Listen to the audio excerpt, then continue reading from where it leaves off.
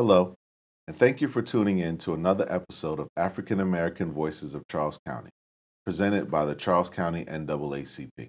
I am your host, Joe Sampson Jr., and today's episode is a special one for me.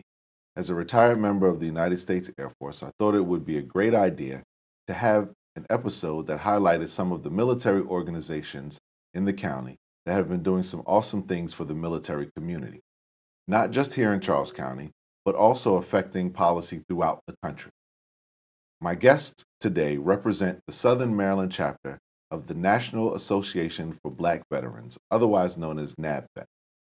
We will chat a little bit about their individual military history, the history of NABVets, what led them to join the organization, and finally, what NABVets has done to affect the concerns of Black veterans throughout the county, the state, and the country.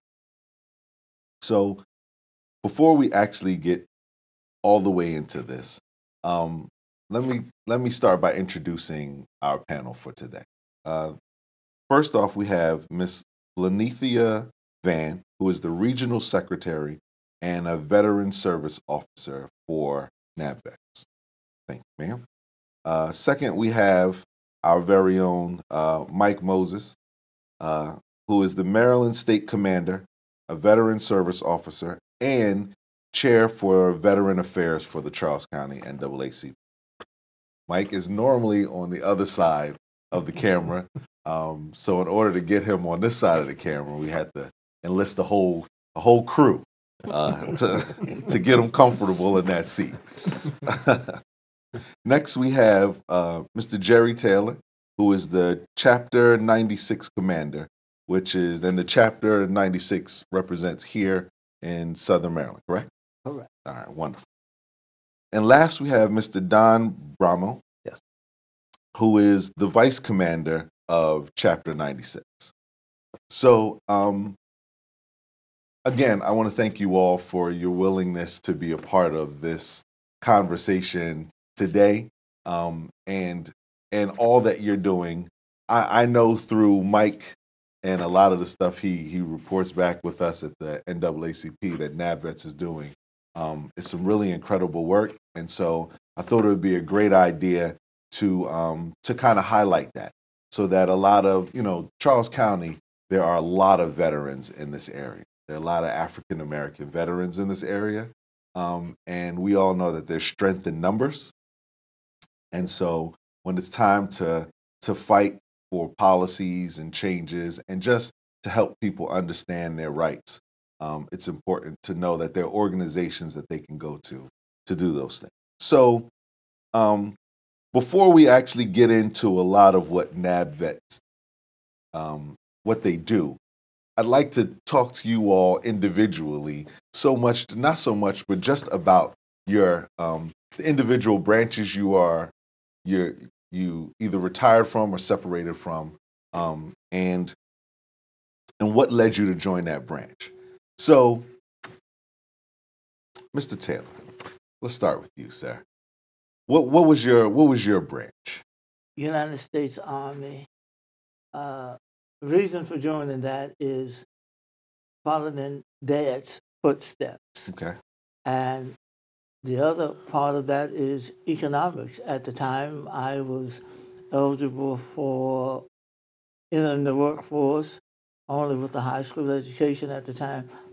Not a whole lot of opportunities for me at that time. So the military became a way to support myself and be a contributor to society as well as to my family. And of course, Vietnam was hot and heavy at the time, and didn't quite expect to end up there, but did, and have no regrets, enjoyed it, and continue really to enjoy the fact that I had that opportunity to serve. Absolutely. Had some good assignments over the years and had some horrible assignments over the years.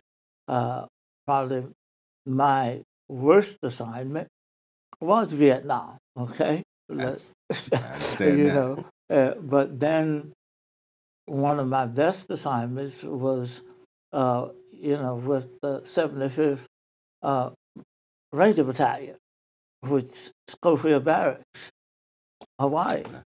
And so that happened during the middle part of my career, and it was enjoyable, being a conventional soldier at the time. And I eventually went special operations, and from there to Black Ops. So we're talking 28-year 28 years. career. Wow. I noticed you said a conventional soldier to special ops to then Black Ops. Yes. And clearly there's a difference, especially when the person starts out by saying a conventional soldier. There's got to be more to it. Oh, yes. So I that's interesting. I definitely appreciate that. Miss Van.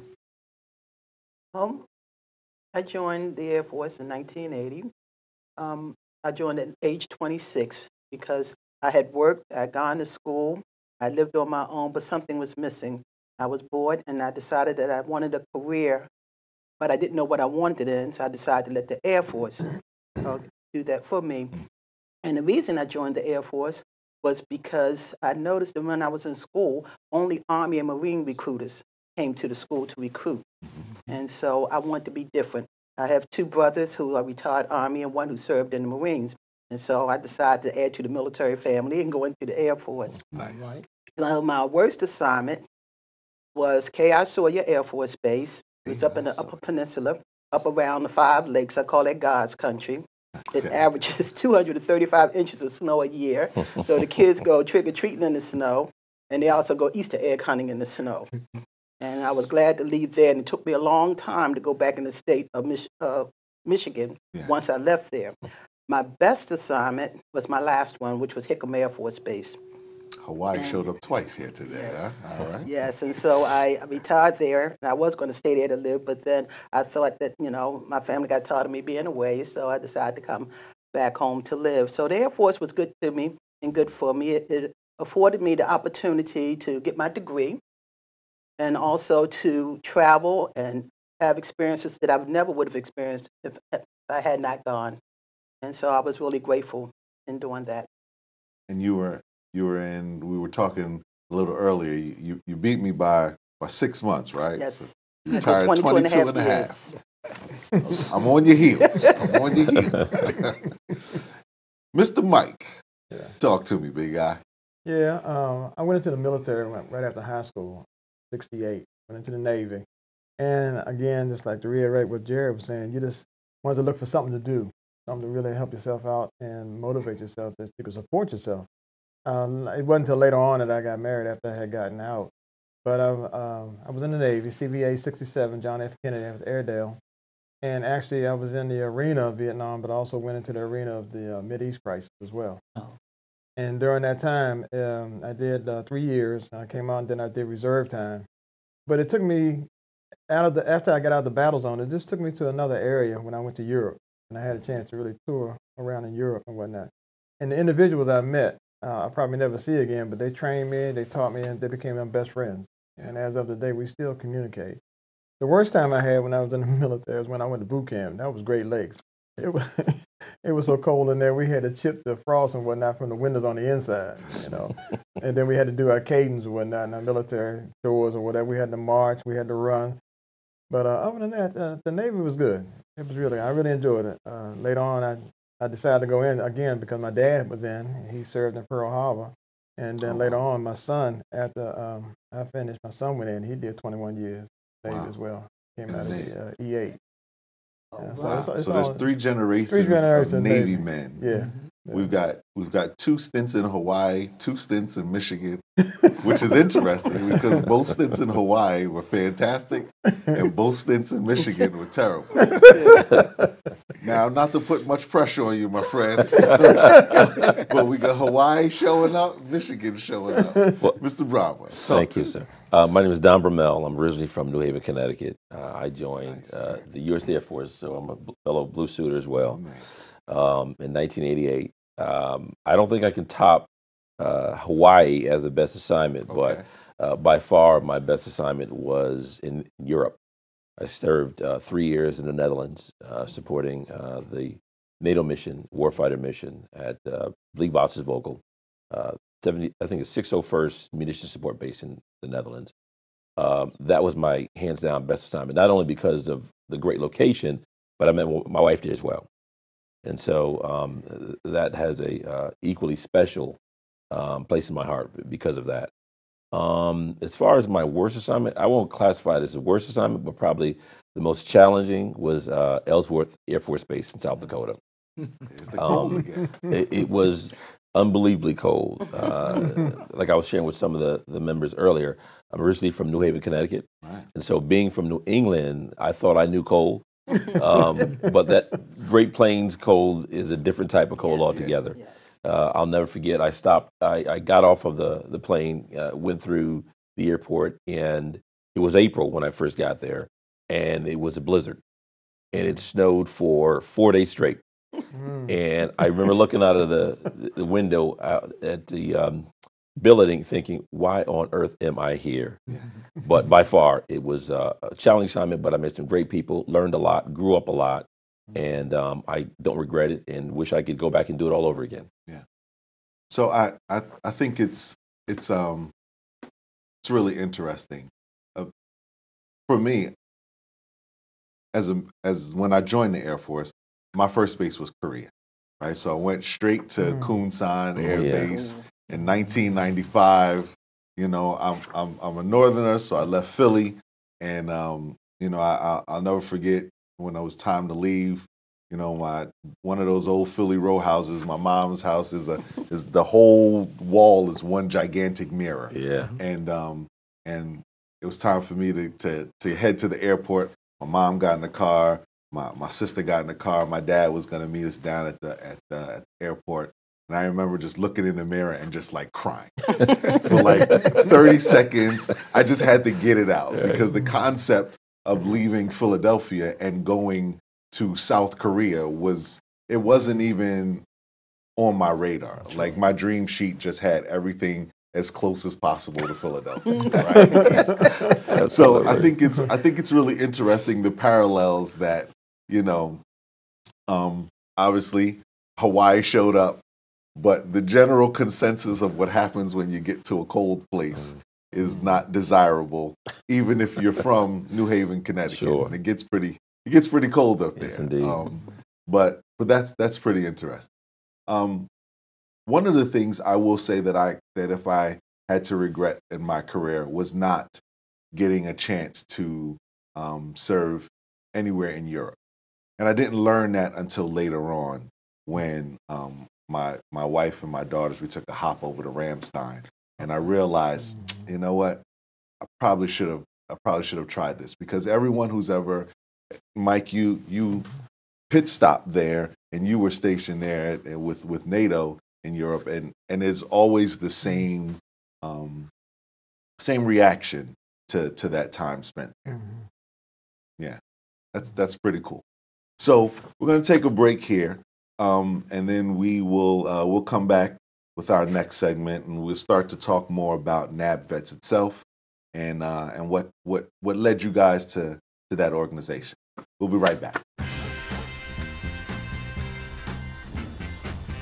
When we adopt a shelter pet, we discover they're a unique mix of all kinds of things. Come on, Drew, spot on this last one. There it is.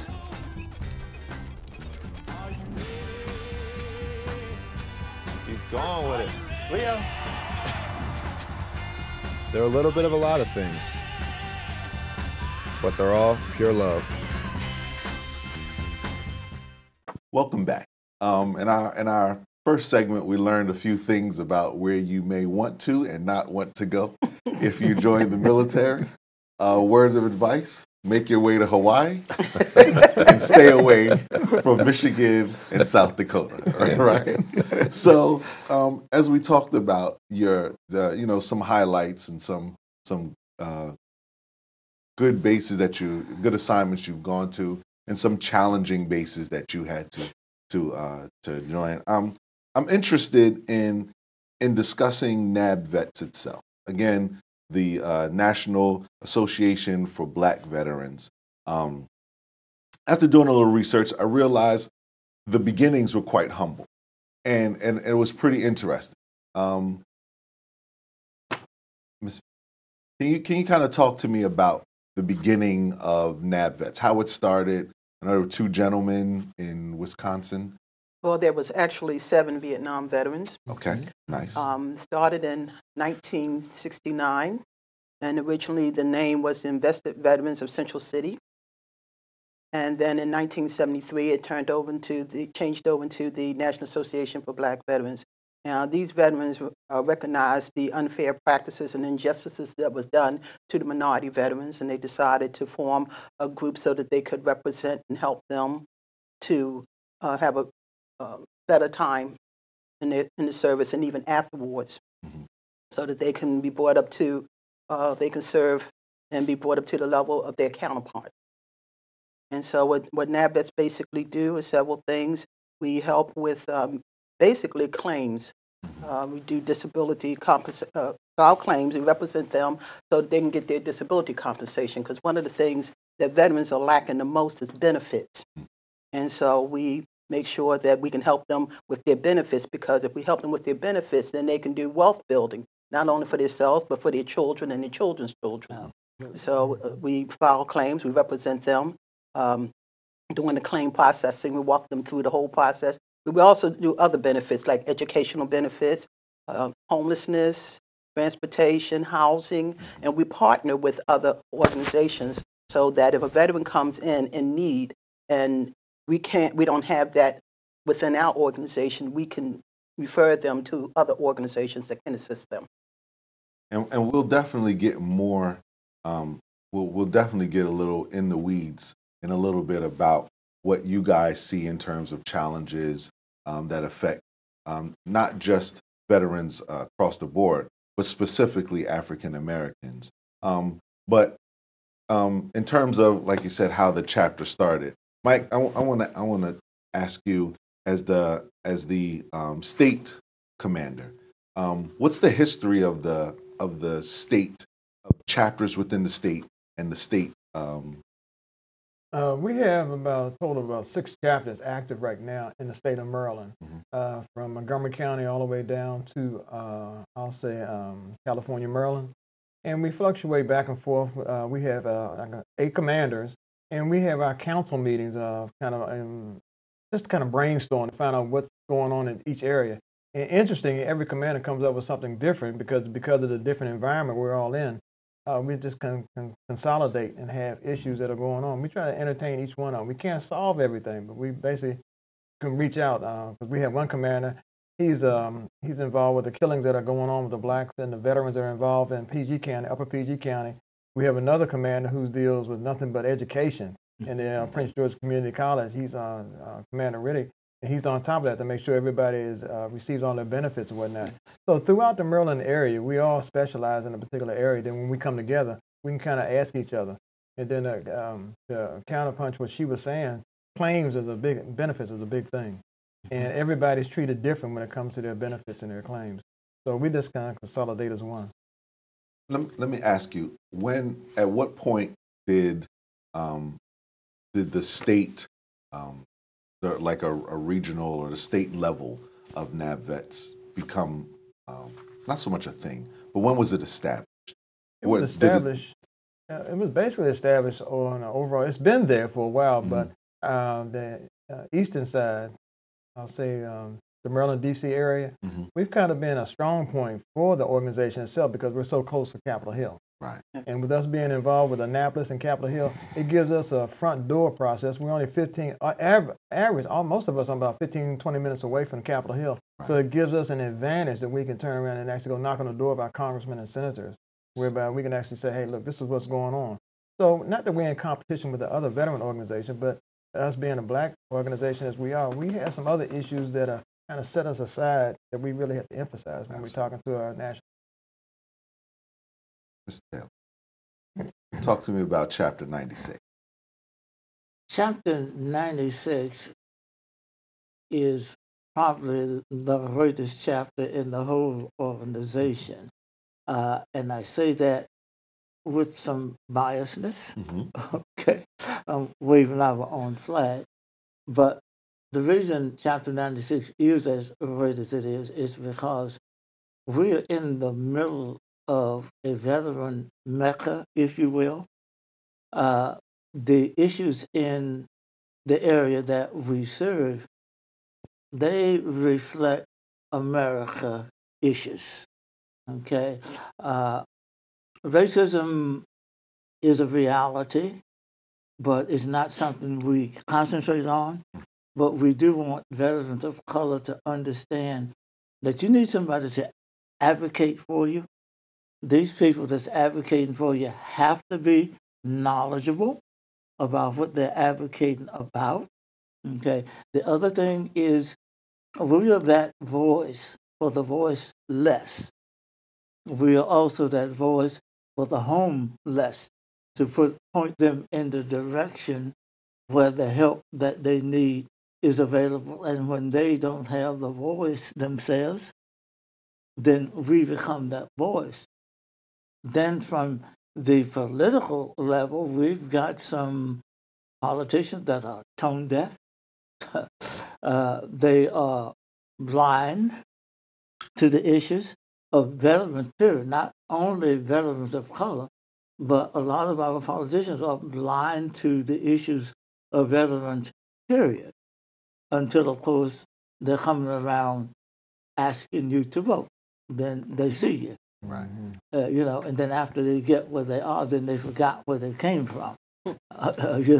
And so Chapter 96, we are that voice. So what area encompasses Chapter 96? Is it just Charles County? Is it Charles St. Mary's? Actually, we kind of cover 3 counties, Okay. Charles, St. Mary's, and Calvert. Okay. We collaborate with other chapters in the southern part of southern Maryland. And so, yes, we cover basically 3 counties. Okay. Okay. Now, let me ask you a question. Yes, sir. Let's talk about criteria or requirements or any of that for joining NABVets. Is there an open enrollment? Is there any criteria or requirements needed to be a part of this organization? Well, the primary criteria obviously is you have to be a veteran, right, and have to have served. That's the primary criteria. There's no open enrollment. We accept enrollment of veterans at any time, any day of the week. Like Jerry indicated, and certainly my other colleagues here, is our goal is to focus on that whole veteran. It's provide them, I don't want to say a refuge, but a voice of advocacy, whereby we can help advocate for their rights, the benefits that they've earned as veterans.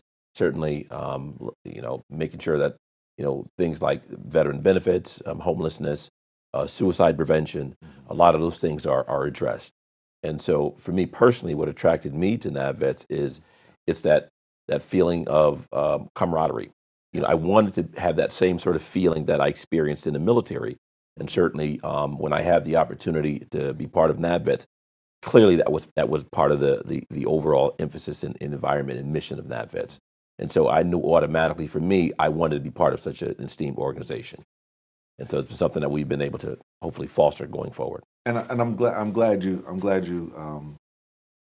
made your way to that part of your comment in terms of what led you to joining the organization, because I was actually going to ask that next, because what I've noticed is that NABVets is in essence a service-based organization. Yes. And it's really fighting for rights of individuals, which is a lot different than a lot of other military organizations. And the reason why I ask about requirements is because in some other military organizations, there's a requirement that you have served in a combat zone, or that you have served in Europe, or that you deployed, and some that you don't have to do any of those at all. So just in terms of the requirement and criteria to be in part of the organization. But to follow up with the closing of your comments, I'll ask you,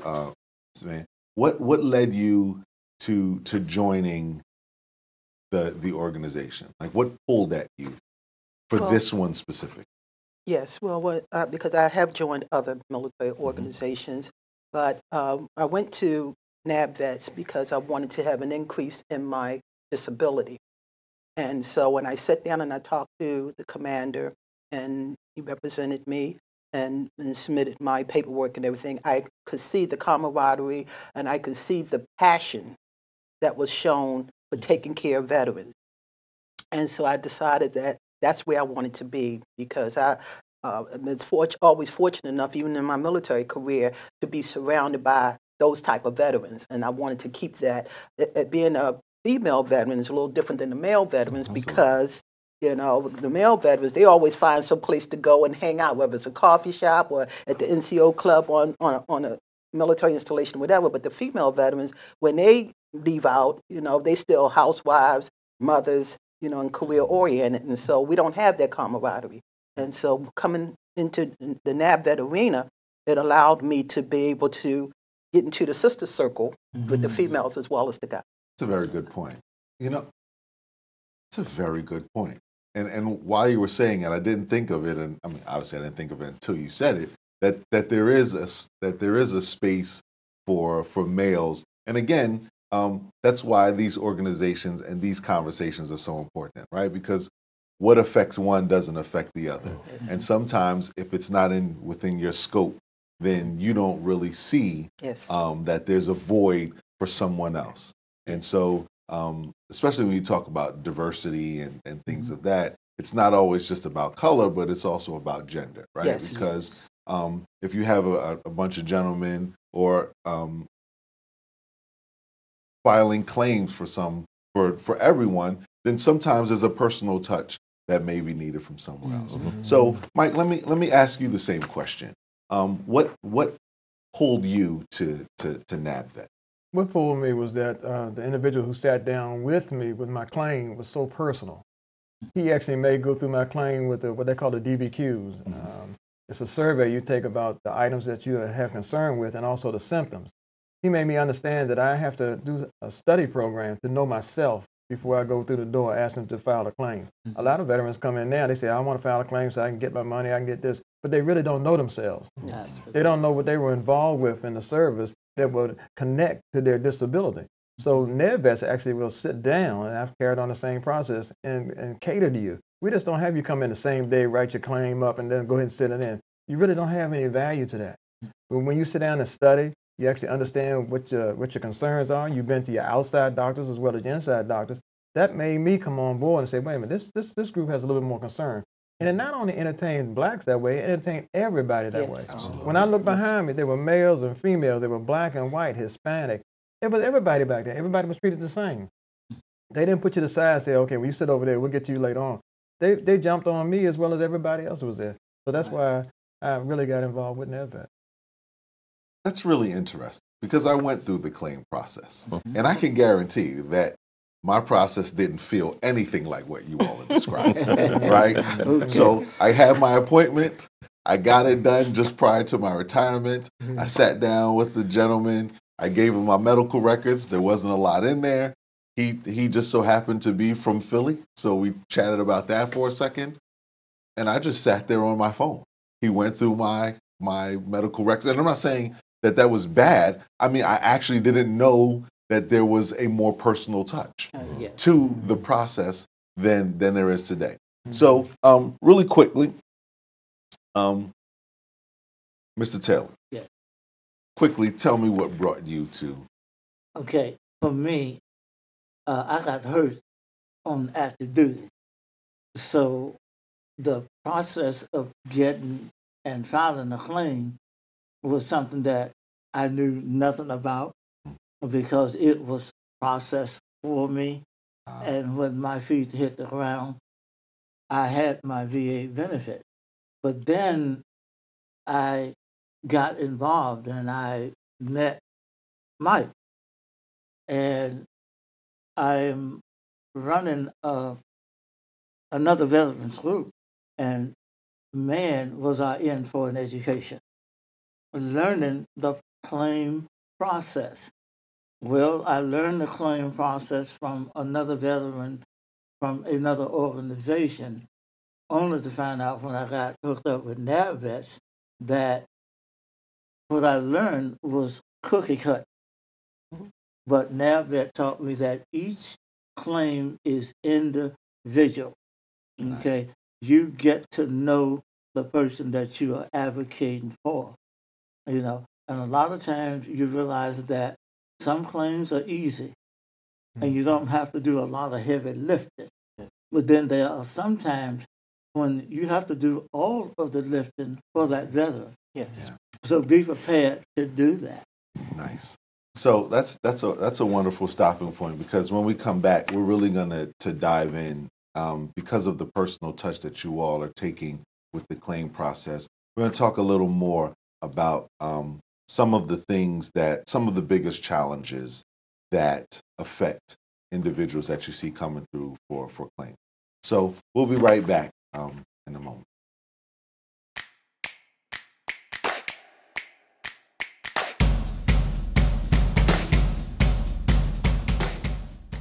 We're the NAACP. We don't follow movements, we define movements.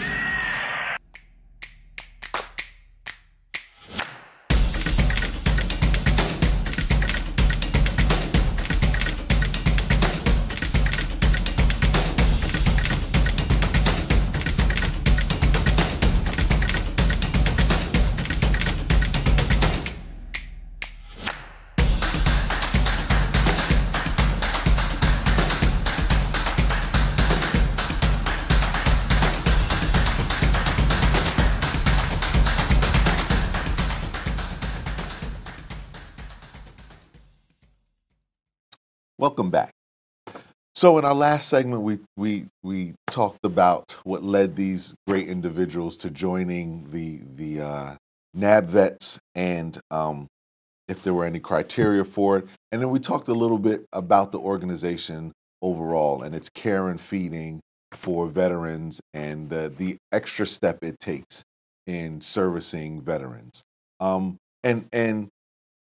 what I want to focus on now is really some of the challenges that you all see from the other side of the table. Obviously, with veterans coming to you for different type of services, what are some of the biggest challenges you see? And we were talking off camera in between the breaks about doubling down on a conversation we had in the last segment about female veterans and some of the unique challenges that they have. So I'm going to start with you about some of the biggest challenges that you see facing female veterans. Well, again, one of the reasons why I wanted to join NABVet is because I noticed that a lot of the military organizations are male-dominated and don't have a whole lot of female representation. So I wanted to come on board to show the females that they could be represented, because especially with military sexual trauma, that's a big thing. And a lot of the females may not feel comfortable sitting down talking to a male veteran about what they endured during their tenure in the military. Absolutely. And the other side of that coin is a lot of them male veterans might not feel comfortable about sitting and listening to it or even understanding it. And so that's why another reason why I'm here. My organization also has a Women Veterans Initiative, whereas, I belong to a group called the Women Veteran United Committee, Inc. And what it is a combination of female veterans representing other military organizations that comes together as a group. And I represent NABVets. And what we do is we work on help try to improve the quality of life for the female veterans. And we target the homeless and incarcerated, because there is a increase in homelessness, veterans being incarcerated and stuff. And so what we do is, we do, like right now, we got a bra and panty drive going on for the homeless female veterans that ends the 31st of this month. Okay. And so we collect bra, panties, and toiletries, and then we distribute to the shelters for the female veterans and stuff. And we do reef laying. We bring education and awareness, because a lot of times when people talk about veterans, people automatically assume male veterans, and they really don't give female veterans a whole lot of, credit for what they do. And we've served, even as far back as World War II. because, next year we're looking at going to Normandy, France, to lay wreath over there for the 3 female veterans that are buried there from World War II. It's called the 6888 Division, which was the all-black female squadron that went over there and did the postal. Because, one of the things that was a problem was that the mail was being backlogged, and because it was so backlogged, the morale was low and everything. So they sent a group of all-black female veterans over there, over to France, and they went around and they sorted out the mail and got it organized and got it to the troops. And so, and it was the 6888. Yes. And there are three female black veterans that are buried there. Yes. I'm gonna be 100% honest, right? Until 30 seconds ago, I have never heard that story. Well, it's a lot I've never heard anything about the 6888. I've never heard about none of that. The 8 female veterans that's on the Vietnam War? 8. Yeah. So we have served. And we're still serving. 6888. Now I've got some homework to do. That's pretty awesome. Wow. Okay. I'm still the 6888 is blowing my mind, and Mike's been around me long enough to know that the second we leave here, the second I get internet access, I'm gonna be all over that. Don, talk to me about some issues that you've seen that are directly affecting Black veterans. 2 of the big issues that stand out in my mind. Number 1 is the increase in veteran suicide. That has spiked up tremendously. And one of the things that we've recognized within 96 is that we've got to figure out how to become better advocates to better support the veterans, to hopefully prevent that increase from getting even larger. Another initiative is, I think we all alluded to, is not only the better representation for claims benefit, but also to ensure that we preserve those claims. And looking at, preserving a lot of the medical benefits associated with the VA, and making sure that veterans are aware what benefits they are afforded, and become better advocates and stewards to make sure that information gets articulated out to the veteran population as well. And so advocacy is a big proponent of what we're looking at focusing on for the next year, certainly going forward, and certainly education as well. Mr. Taylor, I'm going to ask you a slightly different question. Okay. The question I have for you is I'd like for you to discuss for me or answer for me what you've seen in terms of the different generations of veterans. What slight differences are affecting one generation that's not affecting another, whether it be older or younger, but still have equal of importance to both?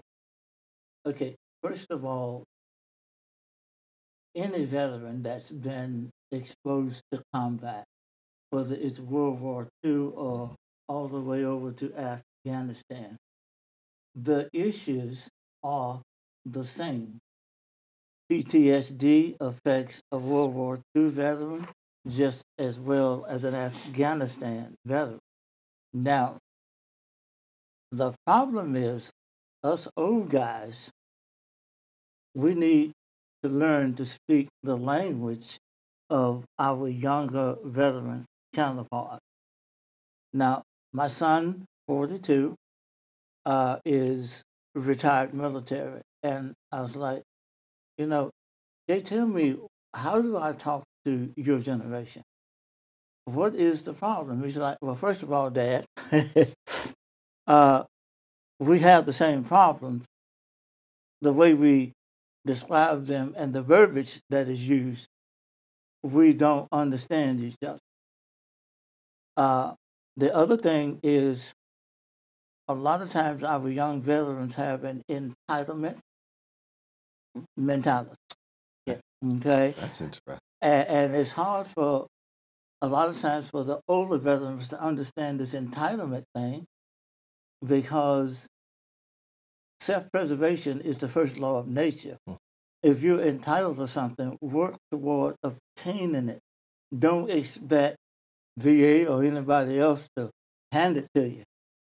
And so a lot of times, trying to get them to get proactive and wave their own flag is an issue for a lot of the young veterans. And then the denial for a lot of, they're in denial about that there is something really wrong.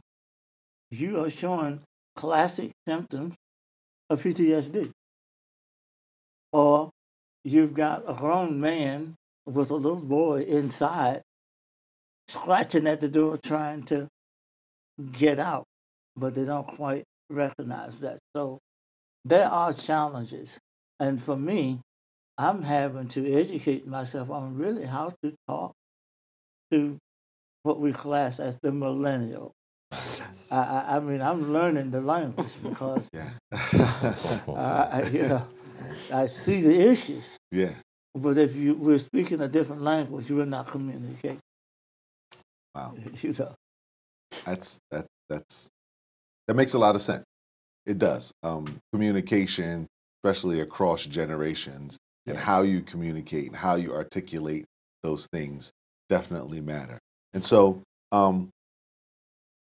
Mike, I'm going to switch slightly a gear and ask you something slightly different, mainly because of the personal nature that I've watched you do some pretty dope things, generational communication. I've watched you do what my generation would consider pretty dope things. And so talk to me about NABVets and their lobbying and what they do with policymakers, with elected officials, with on the Hill. You mentioned that earlier. What stance do they take and how do they go about it? Actually, it's recognition lately that they recognize NABVets being in the same limelight as some of the senior organizations that have been around quite some time. They were saying, well, where's NABVets been for the last 60 years? We have not really motivated ourselves as we're doing right now because of the new administration that's at hand right now. We find ourselves having to actually pole over everybody because there's a lot of issues that are going on. Because we're in the legislation part, there's a gap between the young veterans versus the seasoned veterans. And a lot of times, most of the other organizations have tried to pull both of them together, but politically you can't. And you have to be on Capitol Hill for one group of veterans and versus the other group of veterans. Not that there's any discrimination between them, but we all don't speak the same language. A lot of other organizations are losing membership because they're not reaching out to millennials.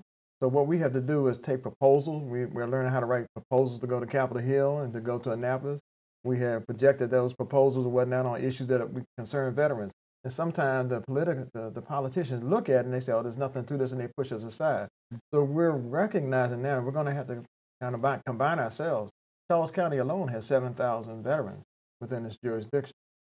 So we're going to start combining for the next election, even though we're not supposed to relate to politics. Everybody start tapping on all the veterans' doors. Even though they all have attitudes that don't like what's going on, we can make a change. Yes. A lot of our veterans have super intelligence when it comes to legislation. So we're making them come to the board. We're sitting at a round table so we can all kind of get our heads together. So we'll be able to select and choose who we want to go to Capitol Hill and make an impact on Capitol Hill as well as Annapolis. I found something as I was poking around and researching some NABVet information, and I found something really interesting. And what I found was in June of 2019, it just passed, as an organization, you all were awarded NABVets was awarded an official citation by the Maryland General Assembly for hosting a veterans claim clinic that was open to all veterans. And what I found really interesting was it said, and their caregiver.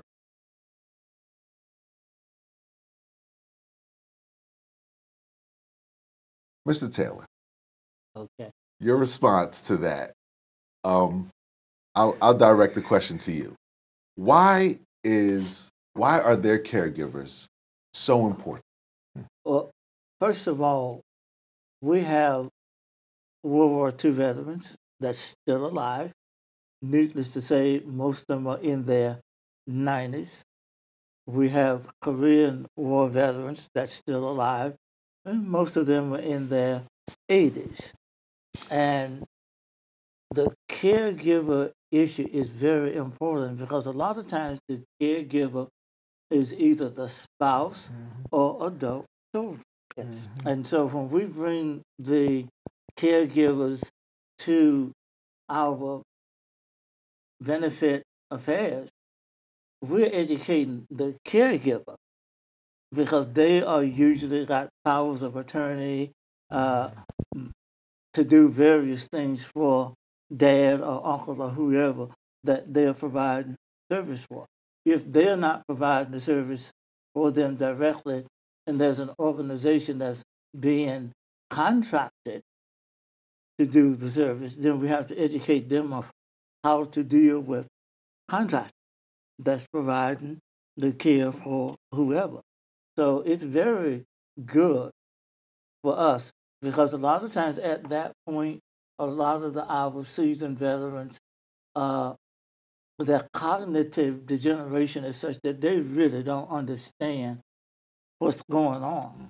But we bring them and the caregiver because I believe in person-centered service.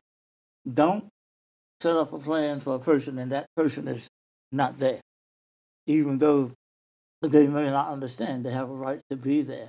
And so that's why that particular citation is really important, is because we're not just advocating for the veteran, but we're advocating for the veterans and his or her dependent, so that they will be educated on what dad is entitled to.